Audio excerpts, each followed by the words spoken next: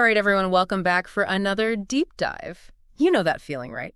You're about to start a new D&D campaign, the excitement is building, you've got your snacks ready, your dice prepped, and then you remember the character sheet. Oh, yeah. So many options, so many ways to be a hero or to fail spectacularly. It can be a little overwhelming, even for experienced players. Definitely, and that's why we're here today. We're diving into Paul Bellows' top D&D character builds for every class. The 2024 edition, of course.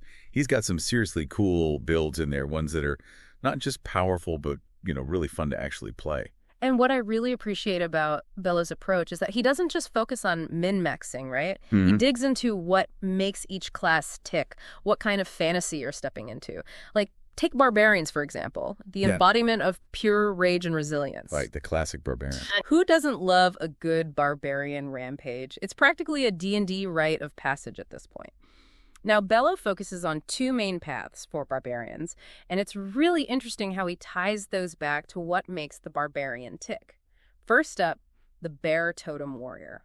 The immovable object. Exactly. The wall of muscle and fury that just refuses to go down. Now, for those who haven't walked the Barbarian path. Which, by the way, everyone should at least once. Absolutely. This build is all about maxing out your durability. We're talking resistance to almost everything while you're raging. So while your wizard buddy's back there casting fancy spells, you're the one laughing off blows like they're nothing. It's perfect for players who love to be right in the thick of it, soaking up the damage, being the line in the sand. It's like that friend we all have who always calls dibs on the tank in video games. You know the one, they're the unsung heroes, taking all the hits while everyone else racks up those sweet damage numbers. 100%. But, sometimes you don't want to be the wall, sometimes you want to be the battering ram. Exactly. And that's where Bellows' second Barbarian build comes in, the Berserker. Ah, yes. Unleash the fury. Okay, full disclosure, this one speaks to my soul a little too much. The Berserker is all about pushing those primal instincts to the limit, becoming this whirlwind of steel and fury. Mechanically, you get more attacks per turn, more attacks, more chances to crit. You become a dice-rolling machine. It's the ultimate class cannon, though, right? Well, yeah, there's a trade-off. It's a high-risk, high-reward kind of playstyle. You've got to manage that exhaustion, pick your moments. But when it pays off, man, pure chaos. Like channeling your inner Wolverine. Claws out, no holding back. Precisely. But, not all heroes are defined by their rage and brawn. Some are more about using their wits and their charm to sway the tide of battle. Which brings us to bards. And let's be clear, we're not talking about some lute-strumming background character. Barbs are tactical powerhouses. Absolutely. They can be deceptively powerful, especially when you got a player who knows how to use all their tools effectively. And Bello really emphasizes that by highlighting two very different bard colleges, eloquence and lore. The smooth talker versus the walking encyclopedia. Exactly. If you love the idea of being a master manipulator, a silver-tongued devil who can talk their way into or out of anything, the College of Eloquence is calling your name. And, who wouldn't want that in real life, right? That silver tongue ability, turning bad rolls into good ones just by being charming. Sign me up. Right. Negotiations would be a breeze. But it's not just talk, either.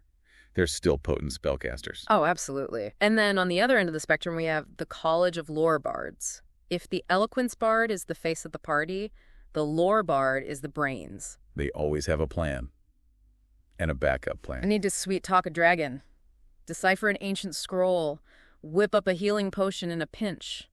The Lore Bard is your go-to. They're the Swiss Army knife of D&D, ready for anything. Plus, they get to poach spells from other classes, which is just ridiculously fun. They might not hit as hard as a barbarian, but their strategic depth and versatility are invaluable. They are the definition of work smarter, not harder. You got that right. It's that unexpected synergy that makes D&D so fun, right? Yeah? You've got all these different play styles coming together, and it's not just about who can hit the hardest. It's like an orchestra. You need all the parts working in harmony. Exactly. And that brings us to a class that really embodies that balance of power and strategy.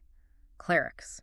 Now, I know some people hear cleric and they think, oh, the healer, right? Right. Stuck in the back with a healing potion, no thanks. Yeah, but that's such a limited view. Clerics are conduits of divine magic.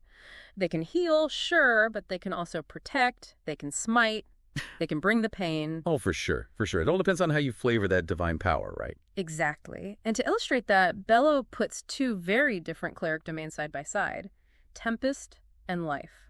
First up, the Tempest Domain Cleric, that Storm Incarnate. Now we're talking. This is the don't mess with me healer. Right, lightning bolts, thunderclaps, turning the battlefield into a symphony of chaos. If you like to control the flow of combat, dictate where the enemies go, what they can and can't do. It's a real power trip in the best way possible. Plus, there's just something so satisfying about playing a character who can literally call down the wrath of the gods. I mean, it's iconic, right? You're not just a healer, you're a force of nature. But of course, there's another side to nature, a quieter kind of strength. The calm in the storm. Exactly, and that's where the Life Domain Cleric comes in. The quintessential healer, yes, but don't underestimate their impact. They might not have the flashiest spells, but they're the ones keeping everyone alive. They're the heart of the party. The ones who inspire their allies to fight harder, knowing that someone's got their back. And strategically managing those healing resources, knowing when to hold back, when to go all in. It's a different kind of power play, but no less important. It's the difference between winning a battle and surviving a war. Perfectly said. And speaking of survival, let's talk about a class that's all about facing down danger head-on.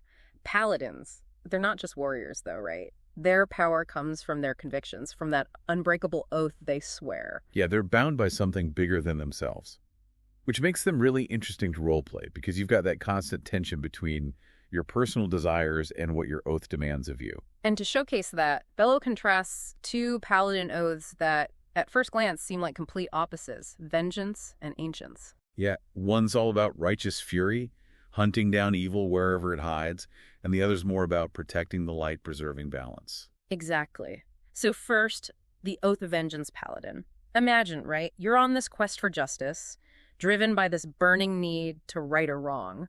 You become a weapon, an unstoppable force. I love that image. The solitary hunter dispensing justice with every swing of their sword. It's very satisfying, very impactful. But then you have the Oath of the Ancients Paladin. They're fighting for a cause too, but it's less about vengeance, more about safeguarding the world, protecting the innocent. Yeah, they're like the guardians of the forest, the champions of life and light. And their abilities reflect that. Vengeance Paladins are all about that single target damage, taking down the biggest threat. Ancients Paladins are more about control, protecting their allies, hindering their enemies. Two very different approaches to fighting for what's right.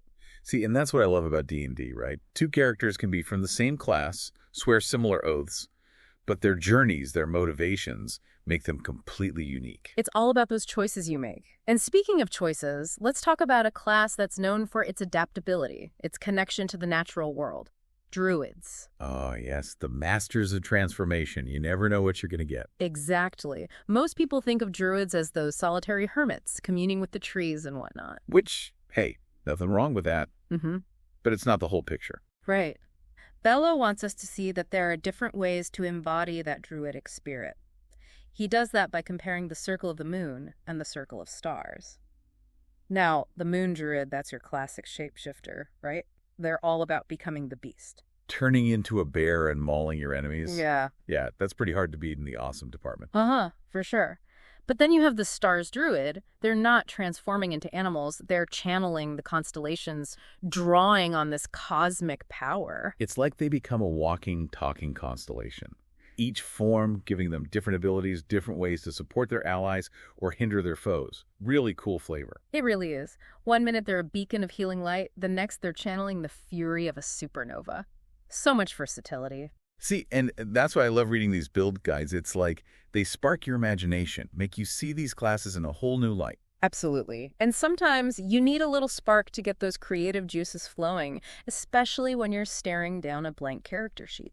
Nothing more intimidating than that blinking cursor, am I right? But we're here to help. We are indeed. And to that end, let's talk about a class that's all about discipline and focus. Those who hone their bodies and minds into perfect weapons. Monks. Now, monks are interesting because they embody this perfect blend of physical and spiritual discipline. They're not just skilled fighters. They're channeling their their life force, to do these incredible things. Oh, yeah, they can do some crazy stuff. Running across water, catching arrows mid-flight. It's like something out of a movie. It makes you wish you'd paid more attention in martial arts class. Right. And to showcase that range of what monks can do, Bello focuses on two very different monastic traditions. the way of the open hand and the way of the shadow. Two classic archetypes, right? The graceful master versus the silent predator. Exactly. So the open hand monk, they're all about mastering their own bodies, becoming weapons in their own right. Deflecting blows, redirecting attacks, controlling the flow of combat with nothing but their bare hands. It's very cool. Like something out of a classic kung fu film. Exactly. And they're surprisingly versatile, too. They can dish out some serious damage when they need to, but they can also heal themselves, trip up their opponents, all sorts of maneuvers. But then you have the way of the shadow monk, and this is where things get really sneaky. Oh yeah, this is for players who like to embrace the darkness, strike from the shadows. They're the ones who make you jump when you're watching a horror movie. They can teleport through shadows, blend in with the darkness, even create illusions to confuse their enemies. Talk about a mind game. I once played in a campaign with a shadow monk, and let me tell you, she terrified the other players more than the monsters sometimes. Just disappearing and reappearing at will, always lurking just out of sight. It was fantastic. I bet. It's such a fun playstyle. Really rewards you for being clever and thinking outside the box. Speaking of clever, we've got to talk about rogues. Ah, yes. The masters of stealth, subterfuge, and, well, let's be honest, stabbing things in the back. They do have a certain reputation, don't they? But that's what makes them so compelling, right? That moral ambiguity, that constant tension between doing what's right and doing what's best for themselves. And nobody showcases that better than Bello. He puts two rogue subclasses in the spotlight that really highlight those different sides. The assassin and the arcane trickster. So let's start with the classic, the assassin. What's the first thing that comes to mind? Cloaked figure, hidden blades, waiting for the perfect moment to strike. Exactly. They're all about precision, timing, taking advantage of those first few crucial rounds of combat to deliver a knockout blow. And they have the skills to back it up. Oh, absolutely. But then on the other end of the rogue spectrum, we have the arcane trickster. They're not just about stealth and daggers, they're also dabbling in the arcane arts. A little bit of magic can go a long way, especially when you're a rogue. They're not throwing fireballs around, though. No, it's much more subtle than that. It's about using illusions to create distractions, to make it impossible to tell what's real and what's not. Like casting disguise self to walk right past a guard, or using minor illusion to make your enemies think you're coming at them from a different direction. It's like they say, the best way to win a fight is to make sure it never happens in the first place. And speaking of magic, let's not forget those who wield it with unmatched power. Sorcerers. They don't learn magic from books and scrolls like wizards. It's something that's flowing through their very veins. it's like a raw, untamed power, which makes them a little unpredictable, both for their enemies and for their allies. Definitely makes for some interesting campaign moments. And to highlight that inherent connection to magic, Bello contrasts two sorcerer origins, draconic bloodline and shadow magic. The Dragonborn Sorcerer, always a classic. Who hasn't dreamed of breathing fire or summoning a lightning storm? Right. It's that classic fantasy archetype, the dragon in human form. And mechanically, they're known for their resilience, their affinity for elemental magic. They could really bring the heat, literally. But then, on the flip side, you have the Shadow Magic Sorcerer. They're tapping into something a little darker, a little more mysterious. The shadows whisper to them, reveal secrets that most would fear. They're often drawn to the darker side of magic, fascinated by the line between life and death. It's a really cool flavor, and it can lead to some really interesting role-playing opportunities. Definitely not your typical spellcaster. And since we're talking about making deals with powerful entities, let's talk about warlocks. Ah, yes, the pact makers. They get their power from somewhere else, from a being of immense power. And that relationship, that pact, it shapes everything about how they play. That's why I love warlocks. It's not just about what spells they can cast. It's about the story behind those spells, the bargains they made, the consequences they might face. And to showcase that, Bello highlights two warlock patrons that offer very different flavors, the Hexblade and the Fiend. Okay, the Hexblade. This one is just cool on so many levels.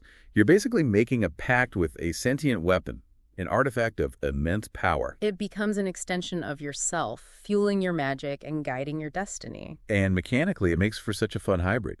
You're a martial spellcaster, comfortable wading into melee combat with your pact weapon, but you've also got those eldritch blasts and curses to support your allies from afar. It's the best of both worlds, really. But then you have the Fiend Warlock, and things take a bit of a darker turn.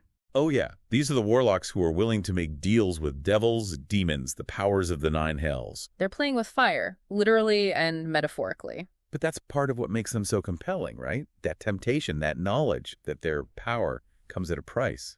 It's a slippery slope. Definitely not for the faint of heart.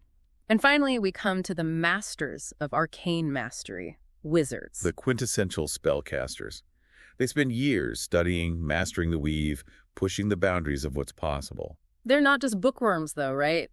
They can be forces to be reckoned with. And to demonstrate that, Bello contrasts two wizard schools, evocation and divination. The masters of destruction versus the masters of fate. Exactly. So first we have the evokers. They're all about raw magical power, unleashing those iconic spells that can turn the tide of battle in an instant.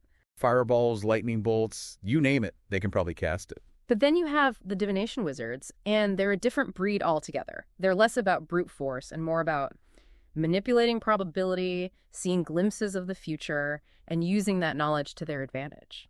It's almost like they're playing a different game, right? They're not just reacting to what's happening. They're shaping the flow of events, nudging things in a certain direction. Very cool, very strategic playstyle. So there you have it, adventurers. A glimpse into the world of D&D character builds, guided by the expert advice of Paul Bello. From the rage-fueled barbarians to the cunning rogues and the masters of the arcane, we've seen that there's a character out there for everyone. So grab your dice, gather your party, and get ready to embark on your next epic adventure. The world of D&D is waiting.